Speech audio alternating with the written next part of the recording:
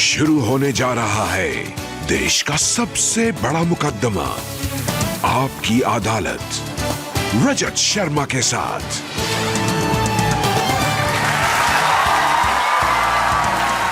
नमस्कार, आपकी अदालत में आपका स्वागत है।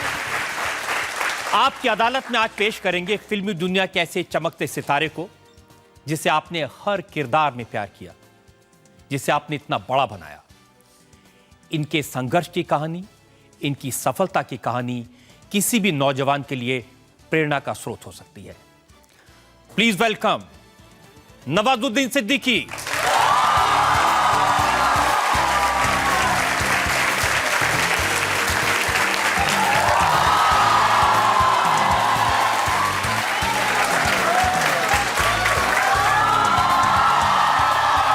मैं आमंत्रित कर रहा हूं आज के स्पेशल शो की जज हमारी बहुत खास हैं, मुंबई से आई हैं, इंडियन टेलीविजन एकेडमी की प्रेसिडेंट अनु रंजन।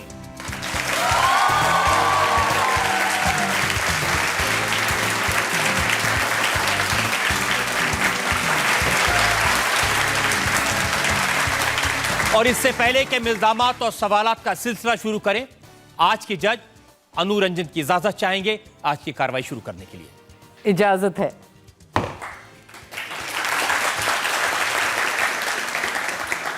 और इससे पहले कि आप पर इल्जाम लगे, सवाल पूछें, एक नजर डालेंगे नवाजुद्दीन सिद्दीकी के फिल्म करियर पर। तो आइए मुकदमा शुरू करते हैं। आपकी अदालत में पहला इल्जाम नवाजुद्दीन सिद्दीकी पर। आपकी अदालत में फिल्म स्टार नवाजुद्दीन सिद्दीकी पर इल्जाम है कि ये कंफ्यूज्ड हैं।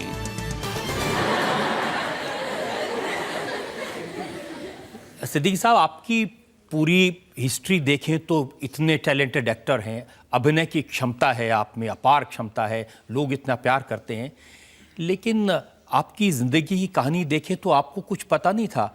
आप तो बचपन में कंचे खेलते थे या पतंगे लूटते थे?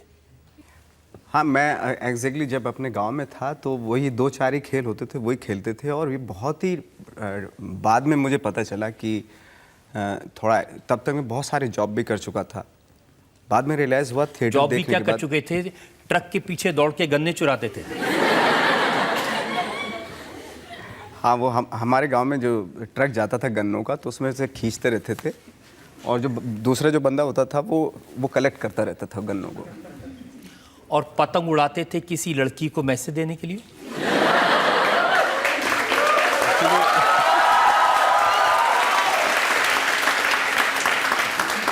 पतंग का ये होता था क्योंकि लड़कियां हमारे यहाँ गांव में क्योंकि बाहर निकलती नहीं थी, और मुस्लिम परिवार की लड़की थी वो, जिससे मेरा इश्क चल रहा था सिर्फ आंखों आंखों में। तो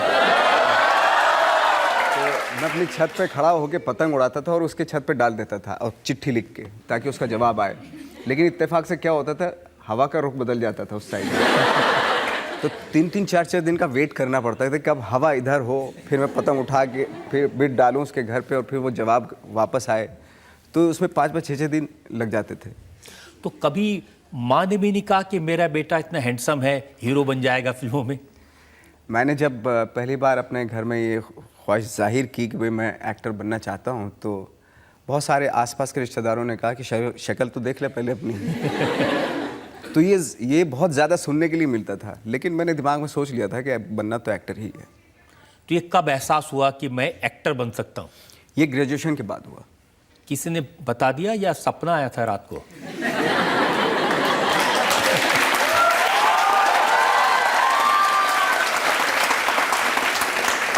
एक्चुअली मुझे एक बंदे ने थिएटर दिखाया, तो जो एक्टर और ऑडियंस की जो केमिस्ट्री थी वो मुझे बहुत फैसिनेट की।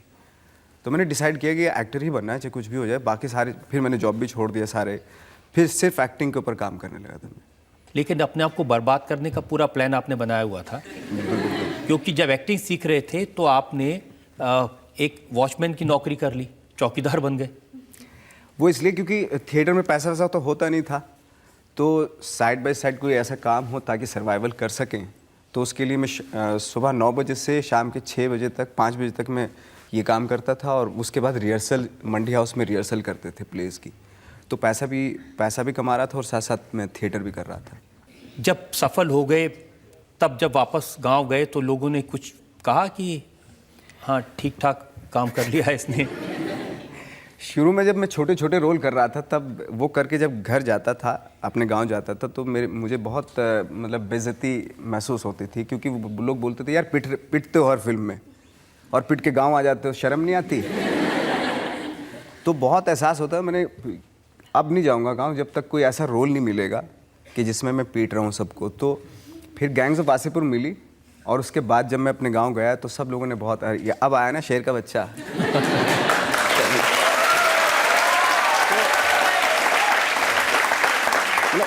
उनका फिल्मों का देखने का नज़रिया कुछ दूसरे तरीके से होता है कि एक्टर वही है जो पीटता है लोगों को, और आपका नजरिया एक्टर वही है जो पिटता है। मेरे नज़रिए तो अभी तैयार ही नहीं हुआ एक्चुअली। मेरा बड़ा मन करता है कि मैं बहुत ही अजीबोगरीब से रोल करूं, तो कोई एक फिक्स इमेज ना बनाऊं रोल को लेकर। आपकी अदालत में अगला इल्जाम। आपकी अदालत में फिल्म स्टार नवाजुद्दीन सिद्दीकी पर इल्जाम है कि ये रिजेक्ट का माल हैं।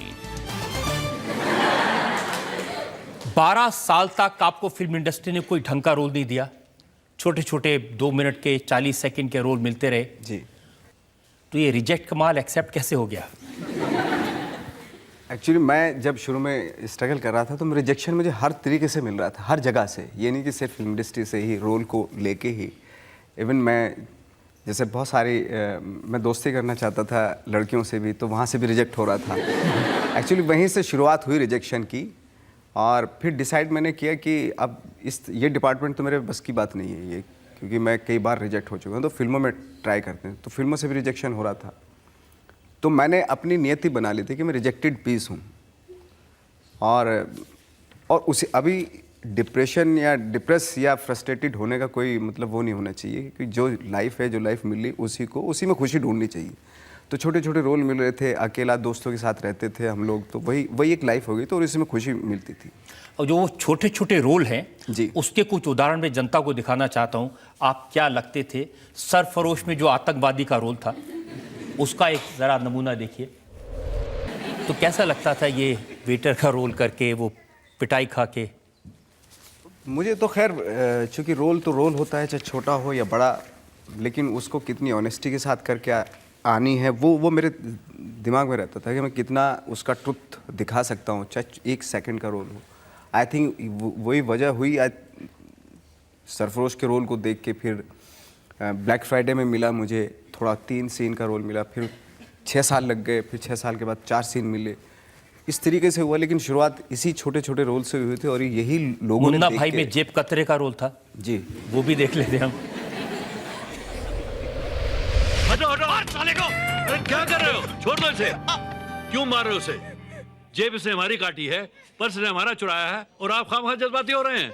इसे तो मैं मारूंगा। आओ मेरे साथ। आप इन लफंगों को नहीं जानते साहब। हमारे हवाले कर दो, अभी ठीक कर देंगे। कर दूं उनके हवाले, सर फोड़ देंगे तेरा। नहीं साहब, मुझे माफ कर दो, मेरे गलती हो गई सर। सुनील दत्त साहब के साथ काम करने का मौका मिला, हालांकि रोल छोटा ही था। जब मैंने ये शॉट दिया था, उन्होंने मुझे बोला कि अरे लॉन्डन में बहुत अच्छा काम किया, कोको कोला पिलाओ इसको। तो कोको कोला जब मैं पी रहा था तो उसका टेस्ट कुछ अजीब सा ही लग रहा था मुझे, क्योंकि दत्त साहब ने दिया था। तो बहुत ही प्यार करने वाले थे, बहुत पूरे सेट पे मतलब बहुत ही अच्छा माहौल बना के रखते थे सबके लिए। देव डी में आपका जो गाना था उसकी एक झलक हम लोग देख लेते हैं।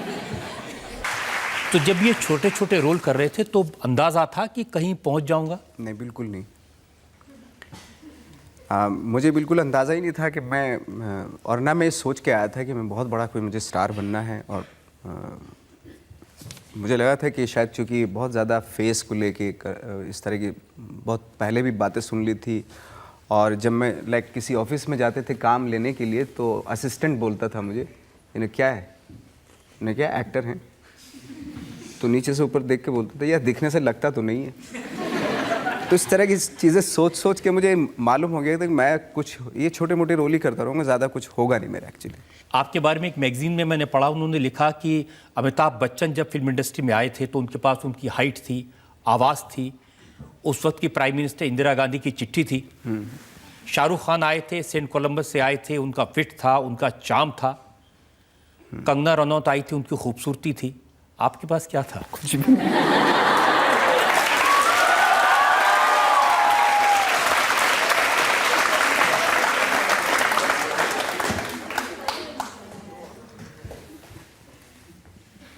क्या था मेरे पास? मुझे भी अभी बड़ा वो होता है, क्या था मेरे पास?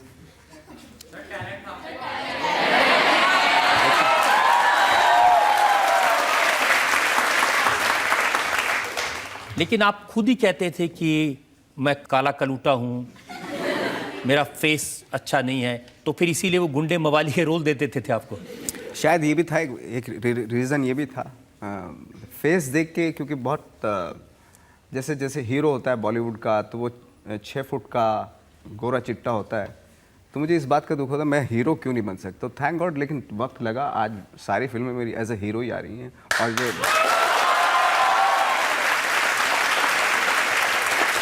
आप अगर हीरो भी बन के आए पहली बार वो गैंग ऑफ वसेपुर में, जी, तो हीरो भी कैसे बने? लुंगी पहनने वाला, चप्पल पहनने वाला, गाली देने वाला, गोली चलाने वाला। हाँ वही बना था। आई थिंक शुरुआत कहीं ना कहीं से तो होनी थी, लुंगी वाले से हुई। अभी लाइक उसी साल कहानी भी बन रही थी फिल्म, जिसमें लाइक टक्सीडो, पैंट शर्ट ये सब थी। मेरी जो मदर थी उनको ज़्यादा अच्छा कहानी लगी थी, क्योंकि पहली बार वो इतने बढ़िया कॉस्ट्यूम में मुझे देख रही थी वो, कि अरे मेरा बच्चा तो बहुत बढ़िया लग रहा है। लेकिन हीरो को बहुत सारे काम करने पड़ते हैं। मैं सुना है कि अगर इंटीमेट सीन हो, हीरोइन को किस करना पड़े तो बहुत परेशान हो जाते हैं आप। तो क्योंकि कभी मिला नहीं ना ये तो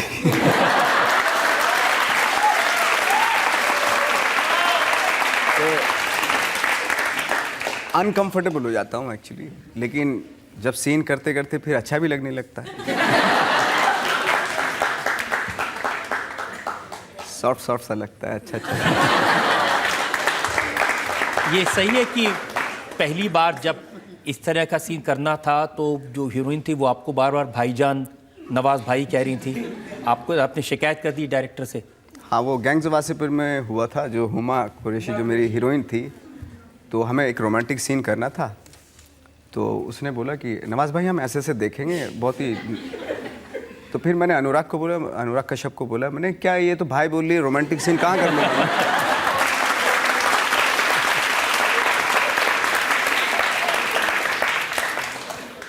और डांस भी करना पड़ता है हीरो को, मैंने सुना है कि काफ़ी घबराते हैं आप डांस करने से। जी मेरा, हाँ, डांस में मेरी फीस माफ़ है एक्चुअली, मैं डांस वांस नहीं हो पाता मेरे से, क्योंकि बहुत ही मैंने कभी रियल लाइफ में डांस नहीं किया, तो इसलिए मेंटल ब्लॉकेज बहुत है मुझे डांस को लेके। तो फिर कैसे हीरो बनेंगे आप? आजकल थैंक गॉड फिल्में बदल रही हैं, सिनेमा बदल रहा है, तो उसके लिए जो डांस वाली फिल्में हैं वो ज़्यादा चल नहीं रही, जो कंटेंट वाली फिल्में वो ज़्यादा चल रही हैं, तो उसके लिए। तब आप इतना चल रहे हैं, एक्टर बड़े बने हैं, आपको इतनी पॉपुलैरिटी मिल रही है, तो पतंग वाली लड़की का क्या हुआ?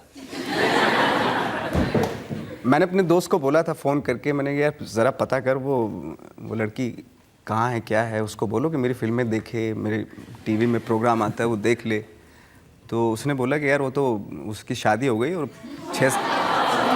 और जिनसे हुई उनकी इतनी लंबी दाढ़ी है और बहुत ही सख्त इंसान है वो। टीवी तो क्या, मतलब फिल्में तो क्या, वो बाहर नहीं निकलने देते। तो लेकिन अब 6-7 बच्चे भी हो गए उनके अभी।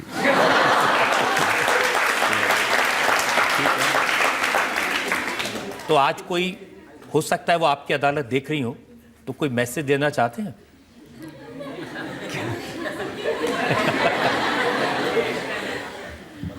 क्या मैसेज दूँ?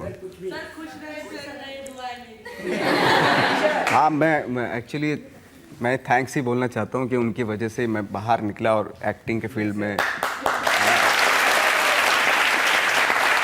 जनता में जो लोग सवाल पूछना चाहते हैं जी। अगर सफलता की बात करें तो रजत साहब है, नरेंद्र मोदी है, महेंद्र सिंह धोनी है, और आज जो 21वीं शताब्दी में नाम जुड़ा है वो नवाजुद्दीन सिद्दीकी का है। तो मेरे पास बस एक प्रश्न है कि कैसे आप इतना पैशनेट हो सकते हैं, जो आज अगर 2 महीना का सैलरी किसी को नहीं मिलती, तो अपना जॉब छोड़ देता है। आपने 12 साल कैसे अपने आप को काबू में रखा? ट्रेनिंग ली थी इसमें और बहुत सारे साल इसमें खपा दिए थे मैंने, तो मेरे पास दूसरा ऑप्शन था नहीं। और आई थिंक जो आप करना चाहते हैं वही करना चाहिए। अगर आप दूसरे ऑप्शन रखते हैं तब डिफ़िकल्ट हो जाता है। अगर मेरे पास दूसरे ऑप्शन होते तो शायद मैं बहुत जल्दी वापस चला आता बॉम्बे से। तो मैंने अपने आप को कोई दूसरा ऑप्शन दिया ही नहीं। मैंने करना है तो यही करना है, और चाहे 25 साल में हो चाहे 50 में हो, व्हाटएवर। आपने कभी ये नहीं सोचा कि वापस गांव चला जाऊं, वापस खेती करने लगूं? कई बार मेरे दिमाग में आया था, क्योंकि बहुत ज़्यादा सर्वाइवल की भी प्रॉब्लम होने लगी थी बॉम्बे में लेकिन वही था। फिर गांव में जब वापस जाता तो वो लोग वही बोलते कि हमने तो बोला था कि शक्ल तो देख ले, हम कुछ नहीं होगा वहाँ पे। तो ये सोच के इस शर्म आती थी मुझे कि मैंने वापस तो नहीं जाऊँगा मैं। बहुत सारे लोगों ने मुझे डिमांड भेजी है, आपकी जो पहली फिल्म हिट हुई थी गैंग ऑफ वसेपुर, उसका एक डायलॉग आप ज़रूर सुना दें लोगों को। उसका एक तो बहुत ही फेमस डायलॉग है, बाप का, दादा का, भाई का, सबका बदला लेकर तेरा भाई। और एक मेरी पसंद का डायलॉग है उसमें कि जब मेरे पास में मेरा दोस्त बैठा हुआ है और हम चिलम मार रहे हैं ऐसे, तो मैं उसकी तरफ देखता हूँ तो वो मेरी तरफ देखता है। तो वो पूछता है क्या देख रहा है बे? तो मैं बोलता हूँ कि हम तो सोचे थे संजीव कुमार के घर में बच्चन पैदा हुए हैं, लेकिन जब आंखें खुली तो देखा साला हम तो शशि कपूर है, बच्चन तो कोई और है।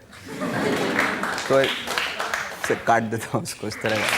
साहब, आपने सफलता की बहुत सारी पायदान हासिल की हैं और हमारी दुआ है कि बहुत और आपको सफलता मिले, लेकिन इल्ज़ाम मेरे पास अभी और हैं आपकी अदालत में। अगला इल्ज़ाम। आपकी अदालत में फिल्म स्टार नवाजुद्दीन सिद्दीकी पर इल्जाम है कि ये लापरवाह हैं। आपके बयान देखता हूं तो आप बड़े बड़े एक्टर्स की परवाह नहीं करते। ऋषि कपूर साहब नाराज हो गए, आपने कुछ ऐसा कमेंट कर दिया। उन्होंने कहा कि इसका ना फेस है, ना इसकी हाइट है, ना इसकी आवाज़ है, ना टैलेंट है, पता नहीं किसने एक्टर बना दिया इसे। क्या कहा था आपने? मैंने तो ये पता नहीं मैंने जैसे बताया, आई थिंक मैं मेरी कभी किसी इंटरव्यू में मैंने बोल दिया होगा कि जो डांस बहुत इजी होता है डांस करना, हालांकि मेरे लिए बहुत डिफ़िकल्ट है, लेकिन मैंने बोल दिया कि जो और या हीरो टाइप की एक्टिंग करना बहुत आसान क्योंकि इसलिए होता है क्योंकि बरसों से हम एक ही तरह की वो एक्टिंग देखते आ रहे हैं। तो मैं भी बहुत सारे लोगों के लिए बहुत इजी होता है वो एक क्लीशेड सा जो हो गया वो। आई डोंट नो, मैंने किसी दूसरी सेंस में बोला होगा और किसी ने उनसे इंटरव्यू ले लिया और उन्हें इस तरीके का, हालांकि उसके बाद भी मेरी बात हुई, ऐसा कुछ उनके दिमाग में भी नहीं था, ना मेरे दिमाग में था, और हमने साथ में काम भी किया मंटो में। एक और एक्ट्रेस हैं चित्रांगदा, करते करते फिल्म से बाहर हो गई। वो शूटिंग कर ली थी उन्होंने, बीच में आधी शूटिंग के बाद वो चली गई। तो ऐसा क्या किया आपने कि आधी शूटिंग के बाद वो बाहर चली गई?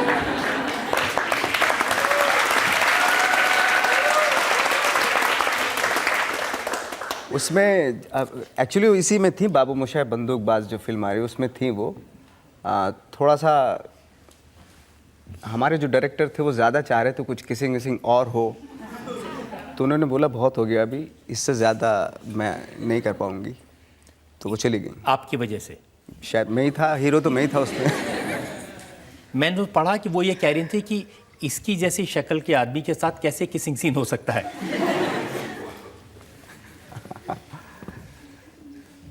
हो सकता है ये दिमाग में आया उनके।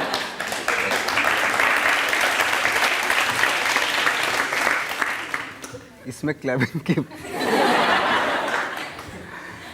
लेकिन अब जो इस फिल्म में सीन है वो सेंसर ने काट दिए कि नहीं? 48 कट मिले थे हमें, बट फाइनली ट्रिब्यूनल के पास गए हम लोग, तो वहाँ पे सिर्फ हमें 8 माइनर कट में हमारे पास हो गए सारे फिल्म, और वो सारे सीन जिसकी मैं बात कर रहा था वो जीव के तू हैं। जब ये अट्रैक्ट करने के लिए ऑडियंस को बता रहे हैं कि ऐसे सीन है। मैं ये भी बता देता हूँ कि 18 साल से कम के लोग प्लीज़ ना जाएं फिल्म देखने के लिए। सलमान खान के साथ जब आपने फिल्म की जी, तो और 2 फिल्में करने का मौका मिला, वो एक ऐसी फिल्म थी जिसमें आप सलमान को डायलॉग मारते हुए दिखाई देते थे। मुझे ध्यान है वो जो सलमान जब बुर्का पहन के जा रहे हैं, आप कह रहे हैं तुम फिर बोली बेगम। हाँ जी। सलमान को बुर्का पहना दिया आपने, वो तो शर्ट उतारते हैं फिल्म में। एक्चुअली वो सीन की डिमांड ऐसी थी कि मतलब उनको बुर्का में रहना पड़ता था, हालांकि वो थोड़ा इरिटेट हो जाते थे कभी कभी कि बुर्का उतार हटो यार, बहुत हो गया।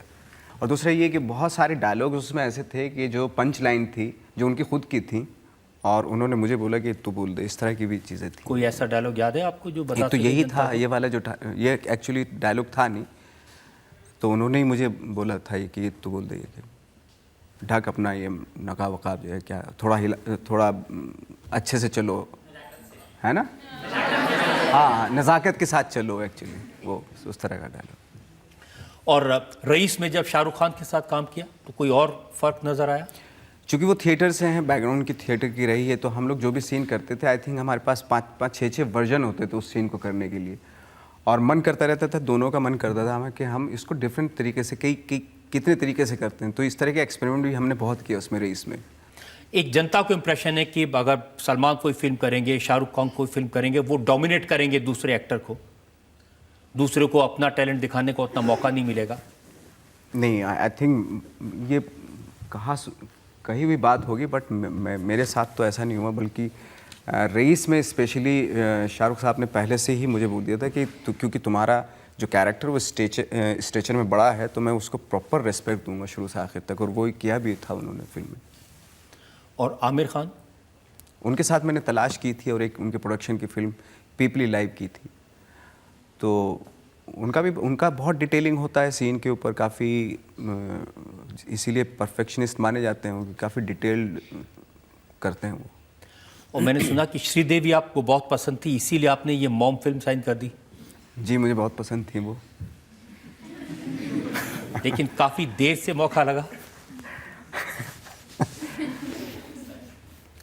मैंने उनकी बहुत फिल्में देखी हैं, और वो एक एक्ट्रेस ऐसी हैं जो हर तरह का रोल किया है उन्होंने, कमर्शियल फिल्मों में भी, डांस भी में भी वो परफेक्शन था, और एट द सेम टाइम सदमा जैसी पिक्चर में भी वो बहुत ही कमाल की परफॉर्मेंस करती थी वो, और छोटी छोटी नुआंसेस होते थे उनकी परफॉर्मेंस में जो मुझे बहुत पसंद थे शुरू से, तो इस वजह से मेरी चाह थी कि मैं उनके साथ एक बार ज़रूर काम करूँ।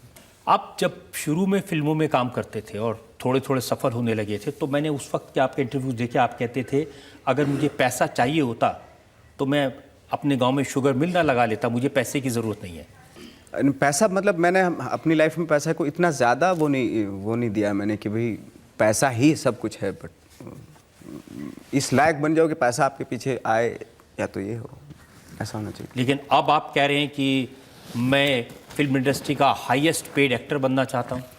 मैं I think I am the highest paid actor as far as actor is concerned, तो वो तो मुझे बोलने की ज़रूरत नहीं पड़ी, थैंक्स टू इंडस्ट्री के मुझे बोलने की ज़रूरत नहीं पड़ी, खुद ही उन्होंने देना शुरू किया।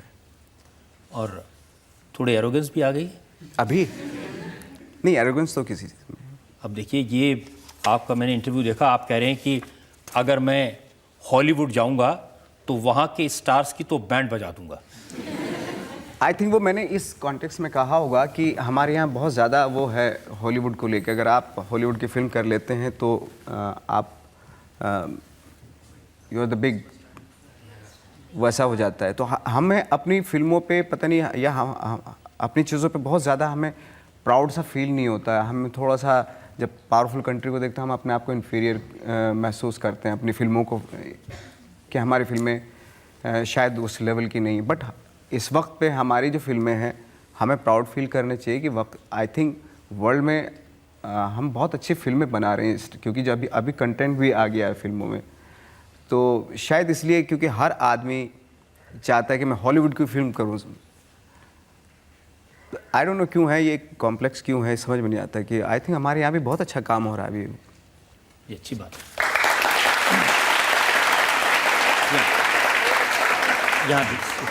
सर मैं आपसे एक रिक्वेस्ट करना चाहता हूँ सर, जैसे आप किक मूवी में हंसे हैं सर, एक बार हंस के दिखा दें सर।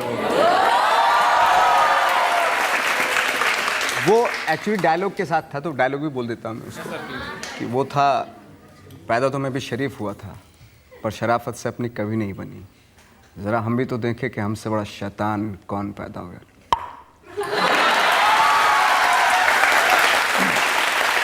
आपकी अदालत में अगला इल्जाम। आपकी अदालत में फिल्म स्टार नवाजुद्दीन सिद्दीकी पर इल्जाम है कि ये बेकार के विवादों में पड़ते हैं। बेकार के झगड़ों में पड़ते हैं। आपने अपने बेटे का कृष्ण कन्हैया जैसे रूप में तस्वीर सोशल मीडिया पर डाल दी। अब लोग कह रहे हैं कि ये इस्लाम के खिलाफ है, आपके खिलाफ फतवा जारी होगा।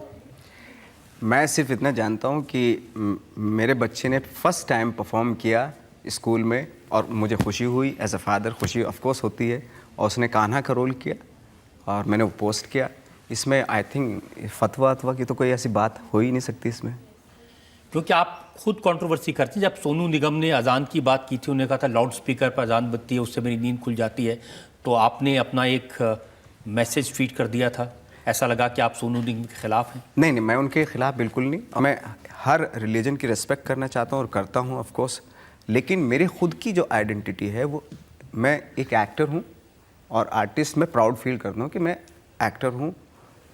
मैं उस चीज़ को मैं वो करना चाह रहा था, उसकी वजह से मैंने वो पोस्ट किया था। लेकिन जो माहौल है देश का, उसमें इस तरह के सवाल उठते हैं।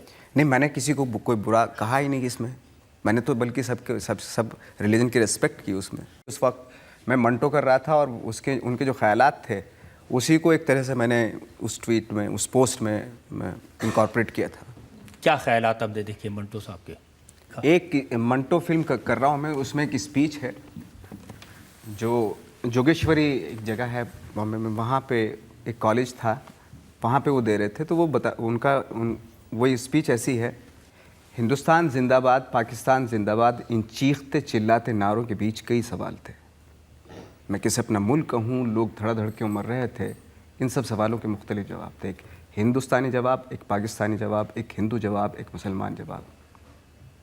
कोई इसे 1857 के खंडर में ढूंढता है तो कोई ईस्ट इंडिया कंपनी को जिम्मेदार ठहराता है, और कुछ ऐसे भी हैं जो इसे मुगलिया हुकूमत के मलबे में टटोलने की कोशिश करते हैं। सब पीछे देख रहे हैं, लेकिन आज के कातिल लहू और लोहे से तारीख लिखते जा रहे हैं। ये मजमून सुनाते सुनाते मैं आप सबसे मार खा लूँगा और उफ तक नहीं करूँगा, लेकिन हिंदू मुस्लिम फसाद में अगर को मेरा सर फोड़ दे तो मेरे खून की हर बूंद रोती रहेगी। मैं आर्टिस्ट हूँ, वो से जख्म और भद्दे घाव मुझे पसंद नहीं। यही कहना।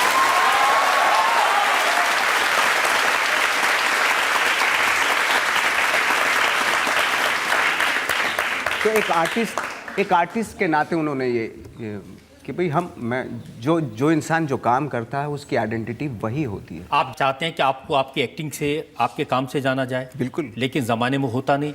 आप तो अपने गांव में रामलीला करने गए थे, वहाँ उन्होंने आपको रोल नहीं करने दिया था पिछले साल। लेकिन वो कोई एक इंसान था, बाकी तो इतने सारे 99% लोग चाहते थे कि मैं रामलीला करूँ, और उन्होंने हर तबके के आदमी ने मुझे सपोर्ट किया। लेकिन कुछ अजीब नहीं लगा था कि इतना बड़ा एक्टर गाँव में जाके रामलीला में रोल करेगा? क्योंकि मेरी खुशी थी, मैं चाहता था, क्योंकि मैं रामलीला देख के ही बड़ा हुआ और रामलीला से ही कहीं ना कहीं इंस्पिरेशन हुई थी मुझे एक्टर बनने की। हमारे यहाँ जब रात के 2-2 बजे तक रामलीला चलती है, हम देख के आते हैं। हमारे फादर कभी नहीं बोलते थे कि भाई इतना लेट क्यों आया, क्योंकि उनको पता है कि कोई अच्छी चीज़ देख के आ रहा है। रामलीला देख के आ रहा है तो उसमें बहुत अच्छी अच्छी बातें बताई जाती हैं, संस्कारों की बातें बताई जाती हैं, कल्चर्ड होने की बातें बताई जाती हैं, अदब के बारे में बताया जाता है रामलीला के बारे में। लेकिन जब भी चाहे हिंदू मुसलमान का सवाल हो उस पर कंट्रोवर्सी, काले गोरे का सवाल हो उस पर कंट्रोवर्सी। आपने ट्वीट किया था कि शुक्रिया ये बताने के लिए कि मैं काला हूँ, मुझे गोरे और सुंदर लोगों के साथ नहीं लिया जा सकता। वो एक ऐसे ही न्यूज़ में हमारी फिल्म के कास्टिंग डायरेक्टर ने कुछ बोला होगा, उसको आई डोंट नो कैसे न्यूज़ में कैसे उसको तरोड़ मरोड़ के पेश किया गया। उसका मैंने जवाब दिया था। उसने लिखा था कि भाई नवाज़ के सामने जो है हैंडसम और फेयर को कास्ट करना थोड़ा वियर्ड है। तो मैंने उसका जवाब दिया था कि इसका मतलब ये हुआ कि मैं डार्क हूँ और I am not a good looking guy, तो बट इन सब चीज़ों पे मैं फोकस नहीं करता हूँ। तो मैंने इसका ये जवाब दिया था। लेकिन आपके जो ट्वीट देख रहा हूँ, आप ये कह रहे हैं dark in demand in Kolkata, dark in demand in Pune. जी, पहले कॉन्फिडेंस नहीं था मुझे इस चीज़ को लेके, लेकिन अब तो कॉन्फिडेंस है।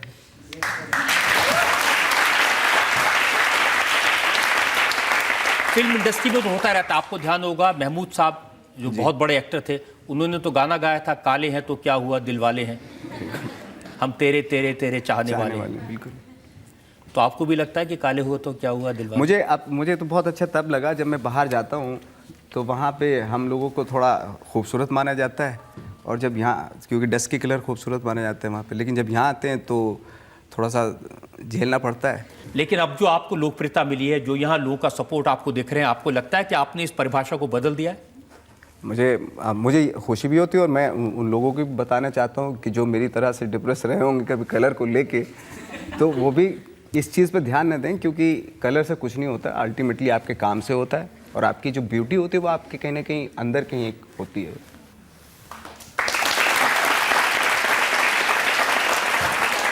हाँ, पूछिए सर। एक बार जो आपने बजरंगी भाईजान में एक बार जो स्पीच बोली थी, एक बार मैं चाहूँगी आप वो एक बार यहाँ पे बोल दीजिए।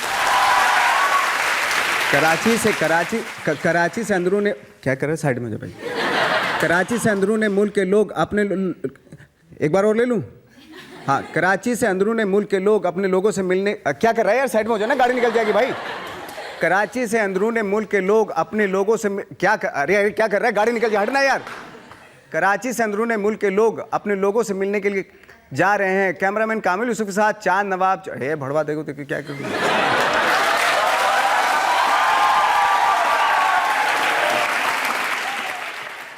आपकी अदालत में आज ने मुकदमा चलाया नवाजुद्दीन सिद्दीकी पर, एक ऐसा एक्टर जो देश की नई पीढ़ी के लिए एक प्रेरणा का स्रोत है। बहुत संघर्ष इन्होंने किया, 12 साल तक एक के बाद एक झटके इन्होंने खाए, रिजेक्शंस फेस किए, और उसके बाद बड़े स्टार बने। आपकी अदालत में वक्त है इंडियन टेलीविजन एकेडमी की प्रेसिडेंट अनु रंजन के फैसले का।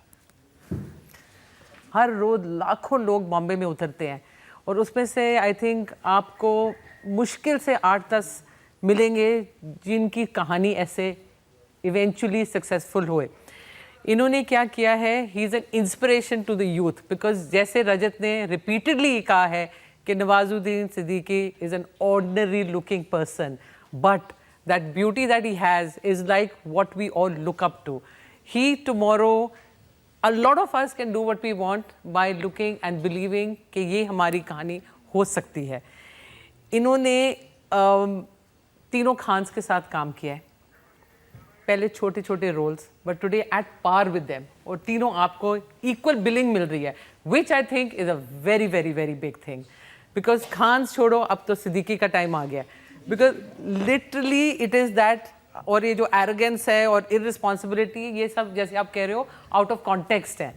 दीज आर जस्ट छोटे छोटे डायलॉग है जो हर रोज मारते हैं और सुनते हैं, but it is very very nice to have met you, because आप में जो कॉन्फिडेंस है, आई थिंक इन सब बच्चों का यही है कि आप में जो है, जो विश है, जो इच्छा है, इनके जैसे don't give up, believe in it, he says with a passion, और 100% आप कामयाब जरूर होंगे।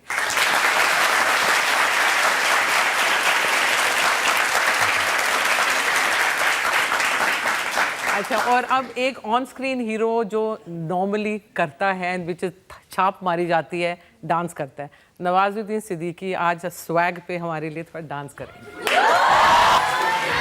इस यकीन के साथ कि नवाजुद्दीन सिद्दीकी इसी तरह से अपने टैलेंट से अपना नाम बनाते रहेंगे, आपको एंटरटेन करते रहेंगे, नई नई फिल्में देते रहेंगे। और सबसे बड़ी बात उन्होंने कही, किसी भी एक्टर को अपने काम से जाना चाहिए, और हमारा विश्वास है कि नवाजुद्दीन सिद्दीकी को हमेशा इनके काम के लिए याद किया जाएगा, इनको नाम किया जाएगा। और सफलता कुछ सीढ़ियां इन्होंने चढ़ी हैं, हमारी दुआ है और ज़्यादा सफल हो, और बड़े स्टार बने, पब्लिक का और ज़्यादा प्यार इनको मिले। आज का मुकदमा यहीं खत्म करते हैं, अगले हफ्ते आपसे मुलाकात होगी नई शख्सियत के साथ। तब तक के लिए नमस्कार।